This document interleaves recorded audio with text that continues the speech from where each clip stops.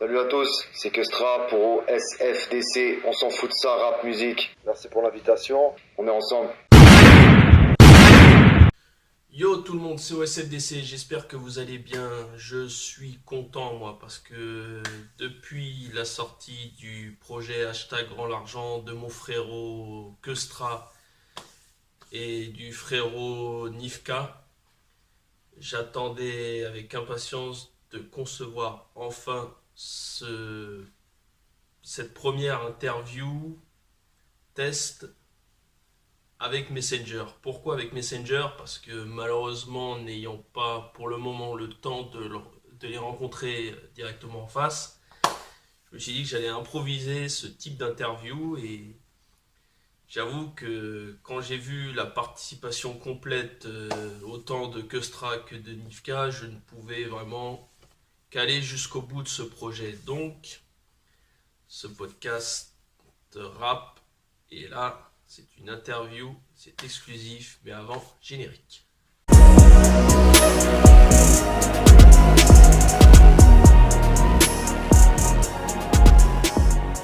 Alors, ce qu'il faut savoir, c'est que dans l'idée de cette interview, je suis parti la tête dans le vide en me disant je tente quelque chose, mais pas sûr que ça fonctionne. C'est-à-dire qu'il faut savoir une chose, vous allez sûrement trouver le son un peu horrible des enregistrements.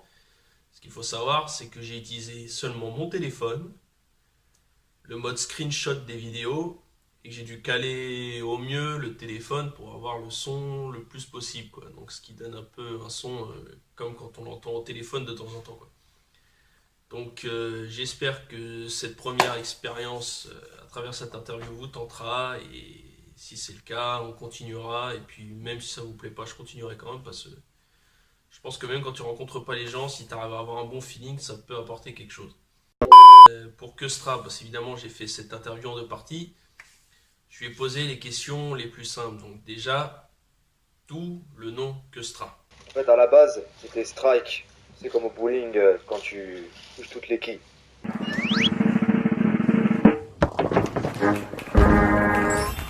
C'est mon blaze de base. Du coup, que j'ai changé parce que j'ai vu que pas mal de personnes avaient le même blaze au fil des années. Tu veux que ça se finisse en bagarre, donne-moi l'heure et le lieu. Je vais tous les hagards comme celui qui a dit qu'il était descendant de Dieu. Pas mal de rappeurs. Donc je me suis dit, on va le mettre en verlan. Je l'ai transformé en Kestra. Et ça peut également faire tracks. Tu sais, comme les tracks qu'il y a dans un album. Et surtout, j'ai essayé de comprendre pourquoi à l'heure où on dit aux gens que le rap c'est juste le rap de gangster avec la drogue, les armes, la violence, des nique ta mère en veux-tu en voilà. Pourquoi vouloir essayer d'aller jusqu'au bout au niveau du conscient? Bon, moi personnellement, c'est mon avis, je trouve que c'est justement important d'avoir encore des rappeurs conscients aujourd'hui. C'est pour ça qu'on a encore Kerry James qui arrive encore à tenir à l'heure d'aujourd'hui. Je rappe encore. Suis-je le rappeur le plus hardcore? Mais bon, toi Kestra, pourquoi toi tu avais besoin de ce rap conscient à l'ère du gangster? Moi, en fait, j'ai toujours été dans la dénonciation et l'arrogance. On change pas, quoi. On m'a toujours reproché de citer des noms, d'ailleurs. C'est un peu mon fond de commerce. D'aller piquer un tel ou un tel, j'aime ça. Car en fait, personne ne le fait. Encore moins les MC connus. À l'époque de Téméraire, j'avais testé d'aller plus dans le chant, l'enjaillement, les refrains chantés, raga, etc. Mais au final, ça me ressemble pas à 100%. C'est qu'une part de moi, mais je pense que vraiment le gros de ma personnalité, c'est plus un mec sombre, droit, qui déteste les injustices et les inégalités. Donc ce projet Hashtag Grand l'Argent, c'est l'aboutissement de mes pensées en fin de compte. Et tu vois, Nifka, le beatmaker de Hashtag Grand l'Argent, il a super bien analysé mon côté sombre. Tu le ressens dans les pianos, les instrus qu'il a utilisés. Alors évidemment, qui dit rappeur dit fan de rap. Donc c'est sûrement une inspiration qui vient derrière. Donc je lui ai demandé tout simplement ce qu'il pensait du rap actuel. Aujourd'hui, le rap, comment le résumer? Pour moi, c'est assez simple. C'est cheveux longs, barbe, flots de cidailles qui feront pas long feu telle une cigarette. Tu vois le délire? Moi, je pense que quand tu ressembles à tout le monde, tu restes en sens interdit. T'avances pas, tu Il n'y a pas d'identité en fin de compte. J'ai l'impression que c'est tous les mêmes et ils veulent tous s'imiter avec des vocodeurs, etc. Donc il y a de moins en moins de thèmes et il y a de moins en moins surtout de dénonciation. Je trouve que là, ça revient un petit peu ces temps-ci avec les gilets jaunes. Ce qui est bien, hein, c'est bien qu'on revienne un peu aux sources. Mais ce qui est fou, c'est que parfois ils sont plus âgés que leur modèle et crachent sur le old school qui a bercé leur enfance.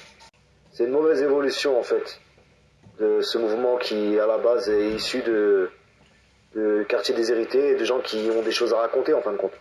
Pour le rap actuel, tu as des groupes comme PNL que j'apprécie parce qu'ils ont quand même apporté quelque chose de nouveau musicalement parlant. Quand tu les vois sur scène avec leurs vocodeurs qu'ils n'arrivent pas à régler, qu'ils n'arrivent pas à gérer, c'est pitoyable. Donc t'as des artistes qui sont pas faits pour la scène, quoi.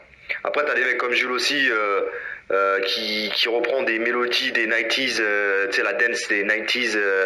I'm a Barbie girl, etc. Là, c'est pitoyable. En fait, t'as l'impression qu'aujourd'hui c'est que du recyclage. Ils reprennent des choses qui ont déjà été faites. Ils rajoutent un petit vocodeur histoire d'être comme les Américains. Mais il y a concrètement rien de neuf et il n'y a aucun message. Même pour parler des vocodeurs, un mec comme Maître Gims qui a franchement un super grain de voix. Je trouve ça vraiment dommage qu'il gâche les sons avec un vocodeur parce que t'écoutes les sons qu'il faisait à l'ancienne avec la section d'assaut, c'était vraiment valable, c'était validé. Hein, ils avaient apporté quelque chose de nouveau, puis ils chantent juste.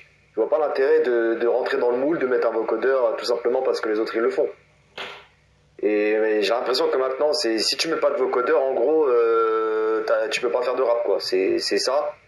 Ou alors, si t'as passé 30 ans, tu peux pas faire de rap. C'est des codes en fait qui sont pas foués. Et également, ils causent leur perte en instaurant des choses comme ça, parce qu'au final, quand ils auront 30 ans passés, ça veut dire qu'ils devront arrêter le rap. Aujourd'hui, c'est la mode de dire qu'on boit du coca, qu'on va au McDo, qu'on fume, qu'on prend de la coke. Avant, ils crachaient là-dessus. J'ai remarqué un truc dans le rap, c'est que c'est souvent des gens qui viennent du même coin qui se soutiennent. Et je pense que c'est pas comme ça qu'il faut voir les choses. Il faut plutôt voir les choses par rapport au talent de chacun et comment on se reconnaît dans sa musique. Je trouve que les MC sont vachement chauvins et c'est dommage. C'est pas parce que tu fais school. Je sais pas comment ils font là leur truc.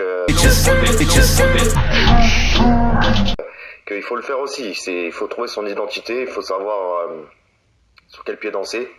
Et je pense que même avec du rap conscient, entre guillemets, tu peux faire bouger les choses si tu arrives à trouver le bon ton, la bonne façon de le faire. Moi, j'utilise le raga dancehall sur scène et ça marche très très bien.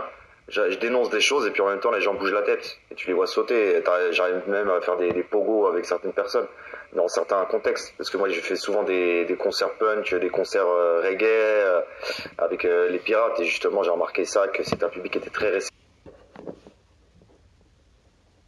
Je pense également qu'il faut essayer de mettre de l'humour dans son rap. C'est-à-dire que quand t'as une petite phase là, comique, une petite punchline, que tu vois ton public sourire ou rigoler, moi c'est ce qui me donne vraiment de la satisfaction. C'est plus comme ça que je conçois mon rap. C'est vraiment le contact avec le public sur scène. Je pense que je suis plus un MC de scène plutôt qu'un MC de studio. J'ai été très productif à l'époque de Téméraire Musique et ça m'a dégoûté en fait de faire ça. Je préfère plutôt faire de la moins de quantité mais plus de la qualité plutôt qu'essayer d'enchaîner les titres, les morceaux. Surtout que tu peux rien clipper parce que chacun était éparpillé à droite à gauche dans le collectif, donc tu pouvais pas mettre en image en fait les idées que tu avais. Mais malgré qu'on a quand même passé des bons moments ensemble et on a fait des sons qui étaient quand même relativement de qualité. Alors ensuite, j'ai été un peu curieux, je me suis dit que je voulais en savoir plus sur son label Téméraire Musique. Enfin, je dis bien son label parce que ça a été, et il va vous l'expliquer lui-même mieux, ça n'est plus. Mais alors pourquoi ? En fait, c'est un collectif dans lequel il y avait pas mal d'MC qui venaient d'un peu partout en France, avec des beatmakers. Et nous avons fait 2 mixtapes Donc la première mixtape c'était Première Frappe, ensuite c'était Chant de bataille, et ensuite on avait fait un album. Donc là c'était des faces A qui étaient faites par Baxter Prod, que j'ai salué au passage. Et du coup c'était dans les années, c'était en 2017, 2018, il me semble qu'en 2018 on a carrément 2 Chants de bataille et Secousse rythmique qui sont sortis. Donc il faut savoir que Première Frappe et Chant de bataille c'était des mixtapes double CD. C'était une époque où j'étais surproductif en fait. Je m'occupais du mixage, du mastering, même peut-être un petit peu de la partie clip de temps en temps. En gros je me suis vraiment, on va dire, formé sur l'ingé son, sur l'image, etc. à cette époque-là. Parce que j'avais du temps libre et puis et voilà, ça m'a amusé de le faire. Mais en fin de compte, les gens prenaient goût à ça en fin de compte dans le collectif. Donc on était quand même une dizaine, même plus d'une dizaine. Et donc du coup, t'en as qui avaient tendance à se laisser aller, à se laisser porter en fait par le courant. Donc moi, je gérais tout ça, mais c'était pas donnant derrière. Je faisais beaucoup plus de taf que d'autres. Donc du coup, ça m'a épuisé en fait à la longue et j'ai décidé de tout rompre. Surtout à partir du moment où on a commencé à avoir des concerts. Jux faisait partie du collectif, fait toujours partie du collectif Téméraire Musique, même si je l'ai clôturé, on va dire. Il avait pas mal de dates en fait avec Touareg du Bitume, qui fait partie de son groupe Pirate of Marseille. Et c'est ce qui nous a permis en fait d'avoir des dates. Et dans ce cadre-là, beaucoup ne pouvaient pas venir, n'étaient pas compatibles avec la scène. Et du coup, on a dû faire un choix en fait dans les personnes qui étaient disponibles pour jouer sur scène et également pour défendre justement des sons. Donc on a revu un petit peu les sons qu'on faisait sur scène, on a réécrit des nouveaux sons. On est reparti sur un show carré avec les Pirates of Marseille, puis on a commencé à tourner en tant que collectif Téméraire Musique et Pirates of Marseille. On avait la bannière, on avait tout. C'était la belle époque. Hein. Mais bon, là, je vais pas dire que maintenant c'est la scène actuelle. C'est toujours la bonne époque, il n'y a pas de souci. C'est juste que maintenant on est en solo, donc moi-même, Kestra avec ZRK. Et les Pirates of Marseille, donc Jux et Touareg du Bitume, qui sont on est également avec DJ Chaotique, il faut pas l'oublier, hein, qui mixe nos sons, qui passe nos sons sur scène et avec des petits scratchs agrémentés.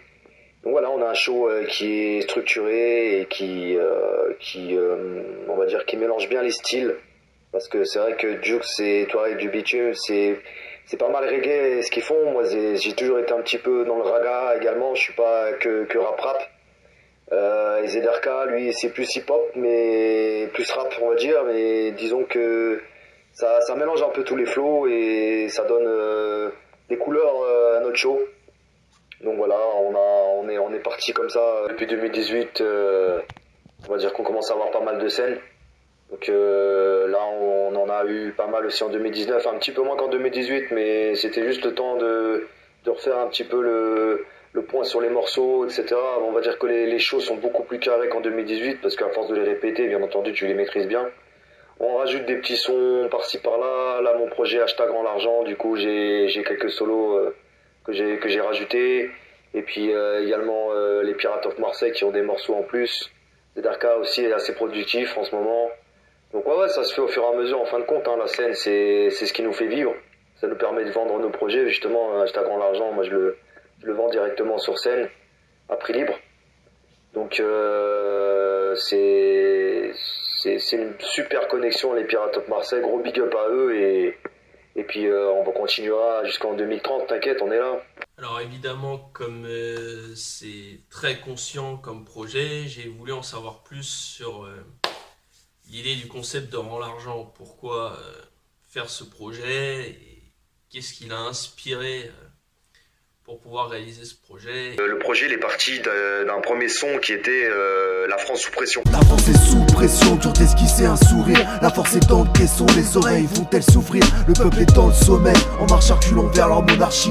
On peut plus s'arrêter quand les mots sont lâchés. La France est sous pression, dur d'esquisser un sourire. La force est dans le caisson, les oreilles vont-elles souffrir? Le peuple est dans le sommeil, en marche à reculons vers leur monarchie.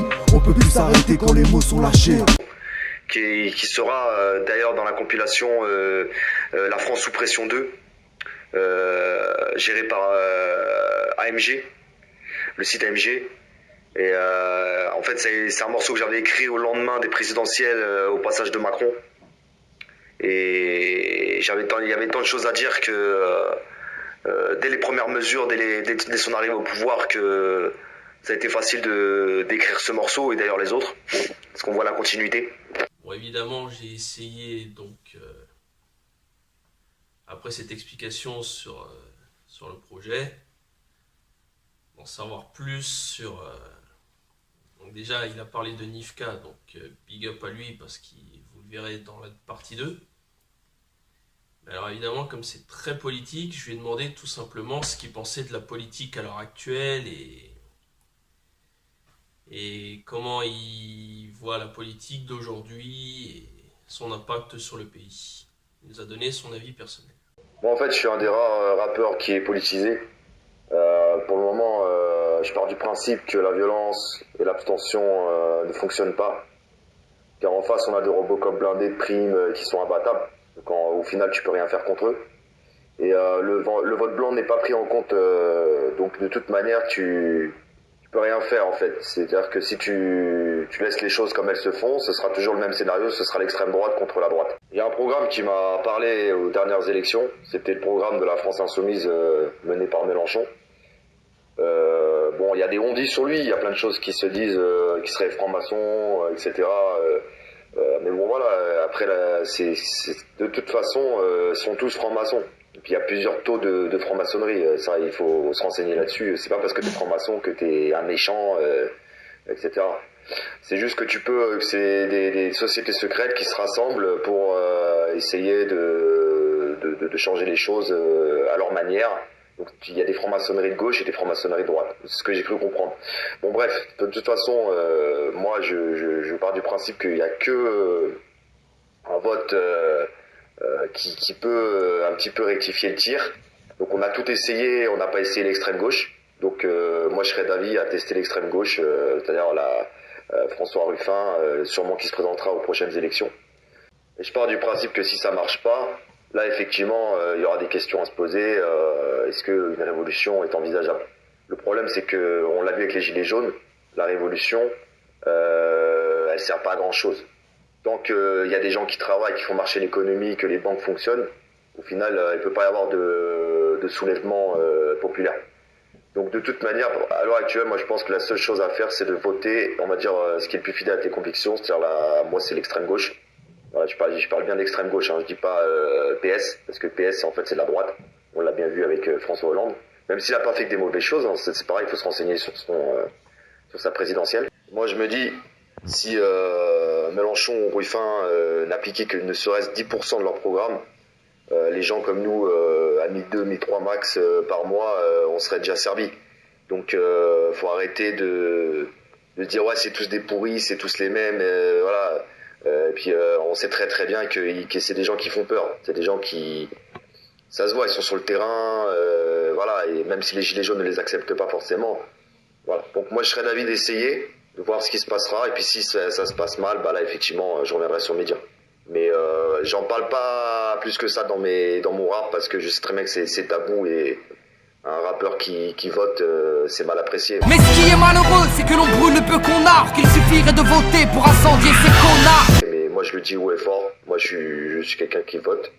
Et je testerai aux prochaines présidentielles la France Insoumise où s'il n'y a pas d'affaires, on va dire, bizarres qui se font entre temps. Pour moi, ce qui s'est fait jusqu'à maintenant, c'était les détracteurs qui ont essayé de rabaisser le mouvement de la France Insoumise. Qui ont quand même ramené 19% aux dernières présidentielles malgré le taux d'abstention qu'il y a eu. Donc voilà, et puis ils sont pour l'écologie. Moi je pense que là il faut changer notre mode de consommation, il faut partir vers autre chose. Enfin voilà, si ceux qui sont intéressés par ce que je viendrai de dire sur eux, qui n'ont jamais vu leur programme ou quoi, franchement ils avaient un programme qui s'appelait l'avenir en commun, enfin qui s'appelle toujours l'avenir en commun et qui est plein de bonnes choses quoi. C'est vraiment sur les inégalités, les paradis fiscaux, rétablir l'ISF, essayer de trouver un équilibre en fait entre les hommes et la nature, la règle verte, enfin voilà, bon, intéressez-vous à ça, mais voilà, je suis pas là pour dire aux gens de voter aux européennes. Moi, tout ce que je sais, c'est que les européennes, ça change pas grand-chose parce que c'est au final, c'est que des sièges, c'est que des primes qu'ils auront en plus. Il me semble qu'ils auront passé une loi où tu peux plus être, on va dire, aux européennes, comment on appelle ça? Tu peux plus être député européen, député maire, etc. Je crois que tu peux plus cumuler tout ça.